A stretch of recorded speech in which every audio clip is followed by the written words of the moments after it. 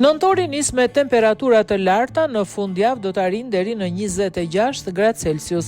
Kjo fundjavë, e cila përkon me nisjen e muajit nëntor, do të jetë ngrohtë dhe me temperatura deri 5 gradë mbi vlerat mesatare të muajit.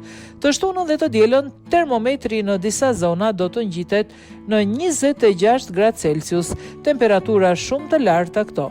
Nëse do të bëjmë një krahasim me tetorin, janë rreth 5-6 gradë më të larta se ç'duhet të jenë. Parashikohet që të dielën në mbrëmje të kemi zhvillim të vranësirave, duke bërë që java tjetër të nisë disi më e paqëndrueshme, shprehen sinoptikanët. Sipas parashikimeve të sinoptikanëve, ndryshe nga tetori, nëntori pritet të jetë një muaj i thatë.